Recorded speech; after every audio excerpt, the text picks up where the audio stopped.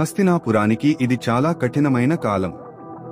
చిత్రాంగదుడు యుద్ధంలో మరణించిన తర్వాత అతని తమ్ముడు విచిత్రవీర్యుడు రాజుగా పట్టాభిషేకమయ్యాడు. భీష్ముడు కాశీ రాజకుమార్తెలైన అంబిక, అంబాలికలను విచిత్రవీర్యుడికి వివాహం చేశాడు. అన్నీ బాగానే ఉన్నట్టు కనిపించింది. కాని విధి వేరేలా నిర్ణయించింది. విచిత్రవీర్యుడు తీవ్రమైన అనారోగ్యానికి గురయ్యాడు. రాజ్యానికి వారసుడిని ఇవ్వకముందే అతను మరణించాడు. అంబిక, అంబాలికలు విధవలయ్యారు.